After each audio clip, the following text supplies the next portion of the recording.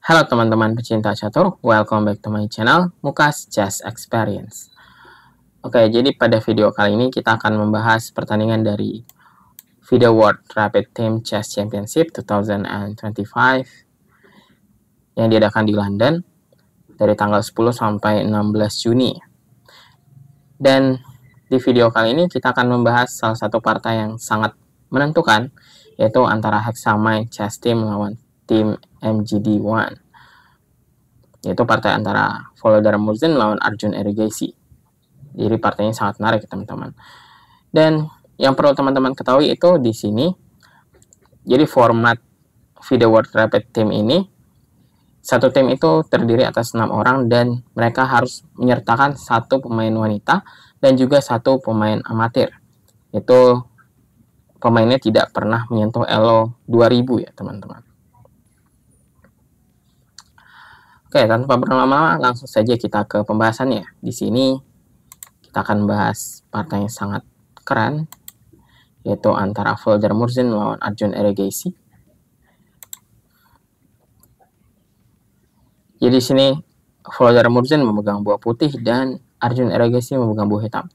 Dan permainan dimulai dengan E4, normal, E5, kuda F3, kuda C6, gajah C4, opening Italia, dibalas dengan two knight defense, tapi putih tidak melayani dengan knight G5 atau kuda ke G5 yang menyerang petak F7 yang biasanya sangat sering dimainkan ya.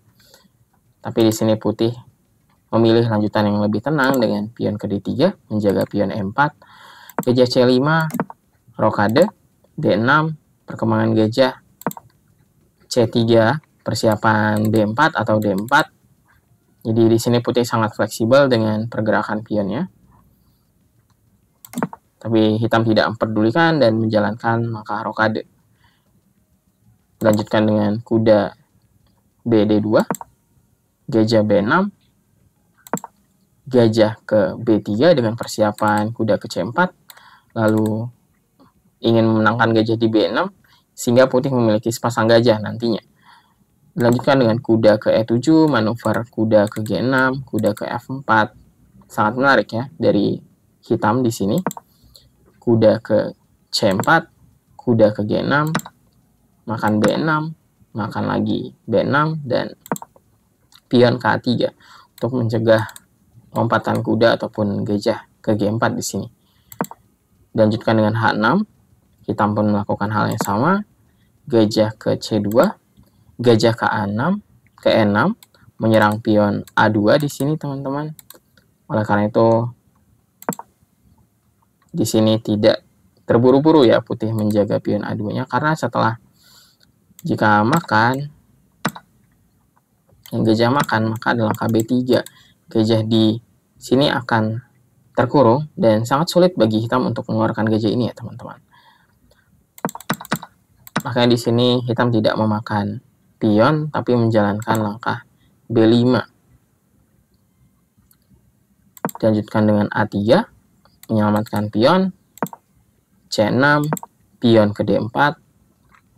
Putih mulai mendobrak petak pusat, tentu saja karena dia memiliki sepasang gajah. Jadi yang teman-teman harus ingat, jika kita memiliki sepasang gajah, kita harus membuka posisi di petak pusatnya ya teman-teman. Jadi usahakan kita menukar pion sebanyak-banyaknya di petak pusat supaya gajah kita menjadi lebih aktif. Lanjutkan dengan menteri ke-8 dan di sini Volodar Murzin menjalankan langkah yang salah sebenarnya dengan gajah ke E3. Tapi sayangnya Arjun Erigaisi tidak melihat langkah pengorbanan dengan gajah makan H3 di sini dan malah menjalankan benteng ke E8. Jadi mari kita lihat kenapa di sini gajah makan H3 itu unggul. Nah, setelah makan, lalu gajah ke D3, kuda ke G4. Di sini kuda yang ada di F3 itu stuck dan tidak dapat bergerak karena harus menjaga petak H2 di sini. Dan dilanjutkan dengan gajah F1 mengancam menteri ke H5, lalu gajah ke G2 dan memberikan ruang untuk raja, tapi di sini kita memiliki langkah F5. Karena setelah makan, maka hitam memiliki posisi yang sangat aktif. Dia bisa melanjutkan dengan benteng A ke F8, menambah tekanan ke kuda. Sebagai contoh di sini, jika kuda lari, maka ada menteri H2, raja F1, dan kuda makan E3.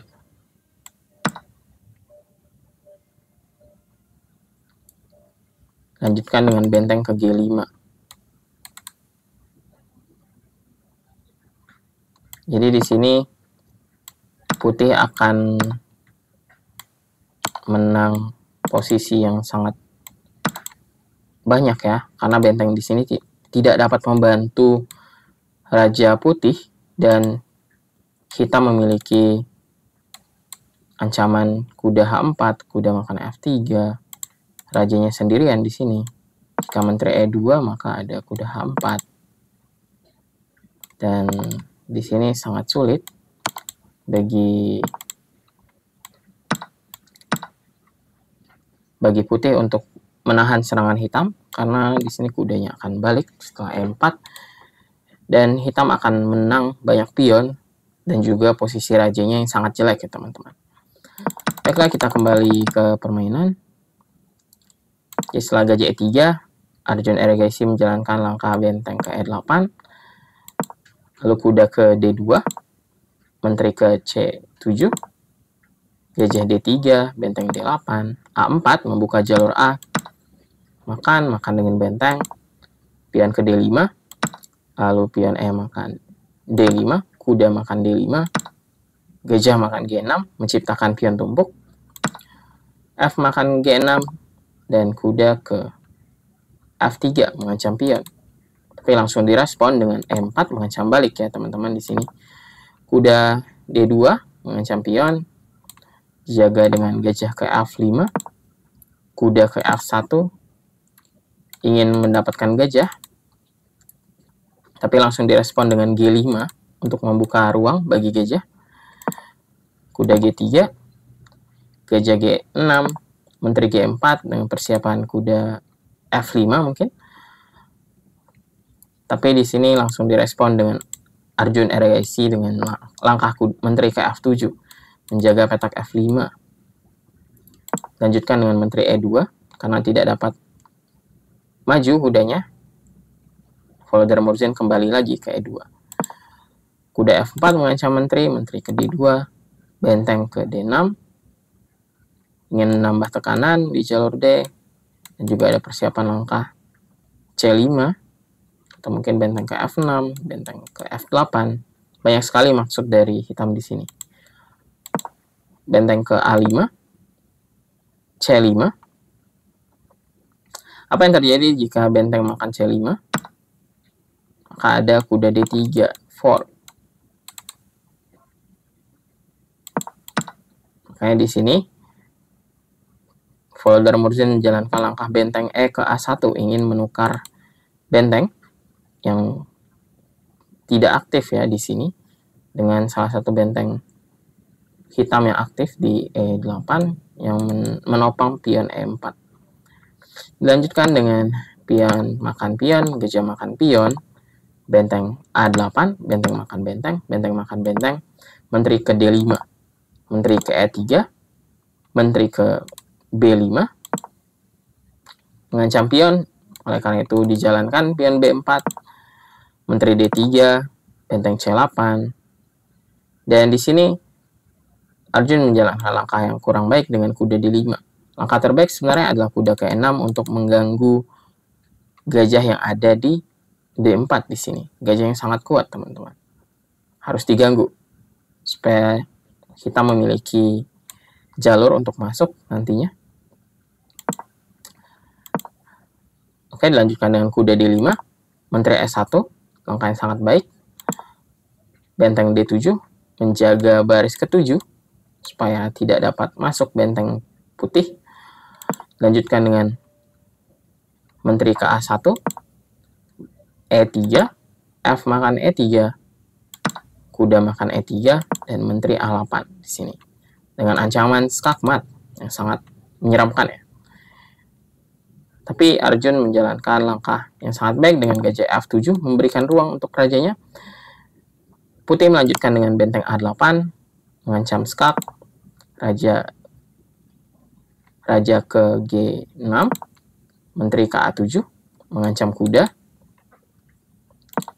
ke D5, menteri ke B8, kembali lagi, kuda ke F4, dan di posisi ini sebenarnya Arjun Eragyasi memiliki posisi yang lebih baik ya teman-teman, karena kudanya sangat aktif, dan rajanya di sini walaupun di tengah papan, tapi tidak dapat diganggu oleh buah putih.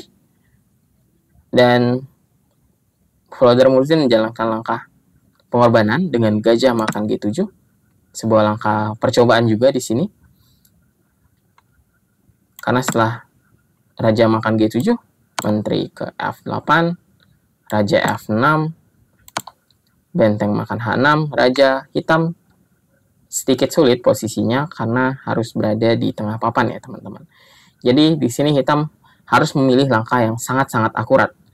Dan pada akhirnya setelah kuda G6, kuda H4, dan di sini Arjun Eragyasi tidak dapat menemukan langkah terbaiknya, yaitu menteri raja E6, dan malah menjalankan raja ke F5. Apa sih bedanya raja E6 dan raja F5? Karena setelah raja ke E6, di sini putih tidak memiliki langkah skak lain selain kuda ke G7, dan setelah raja E5, menteri ke C5, menteri D5, menteri E3, raja dapat lari ke petak D6 dan juga C7 nantinya. Sebagai contoh, menteri B6, menteri C6, menteri D4, raja C7, dan raja akan aman di sini, di mana kita memiliki keunggulan satu perwira teman-teman, yang tentunya sangat menguntungkan ya di sini bagi hitam untuk melakukan pertukaran menteri tentunya. Tapi di permainan Arjun Eragyasi malah menjalankan raja ke F5 yang merupakan langkah blunder. Kenapa? Karena setelah menteri ke C5, skak, dan setelah ditutup oleh menteri, maka ada langkah menteri ke F2 di sini, teman-teman. Menteri ke F2 yang membuat raja Arjun harus lari. Jika kuda ke F4, maka ada kuda G3, raja E5, menteri E3, dan skak mat setelah menteri E4, menteri makan E4. Jadi tidak dapat ditutup ya. Dan raja harus lari ke E5. Dan di sini masalahnya, karena kuda ada di H5, jadi di sini putih memiliki langkah menteri F6. Dan semua langkah setelah ini adalah langkah wajib. Raja E4, menteri F3, menteri F6, menteri F3 lagi. Di sini Murzin ingin menambah waktunya ya, dengan pengulangan langkah untuk menambah increment. Dan setelah raja ke E5, maka ada menteri E3, skak, raja D6. Dan langkah yang sangat baik dengan kuda F6, mengancam fork, yang harus direspon dengan menteri ke D1, raja ke H2, dan benteng ke E7, dengan maksud menyelamatkan benteng. Tapi setelah langkah menteri B6 di sini, lalu kuda raja ke E5, dan kuda ke G4, di sini hitam tidak memiliki langkah jawaban yang baik ya. Sebagai contoh, jika raja ke E4, maka ada kuda F2 dan fork. Menteri hitam akan hilang. Dan jika di sini raja ke E5, sesuai yang terjadi di permainan, maka ada menteri ke D8. Dan di posisi ini Arjun Eragyasi menyerah. Jadi partai ini sebuah partai yang sangat luar biasa ya teman-teman. Dimana sebenarnya posisinya Arjun Eragyasi memiliki keuntungan, tapi karena posisi yang sangat rumit, jadi seorang Grandmaster juga tidak dapat menahan posisi yang sangat rumit ya, di kontrol waktu yang singkat ya teman-teman. Karena ini formatnya adalah rapid, tentu saja sangat mudah bagi seseorang untuk melakukan langkah blunder. Baiklah teman-teman, mungkin sekian video kali ini. Semoga video ini dapat menghibur teman-teman semuanya. Bagi teman-teman yang menyukai video seperti ini, jangan lupa untuk like, komen, dan subscribe agar channel ini bisa berkembang dan semakin lebih baik lagi.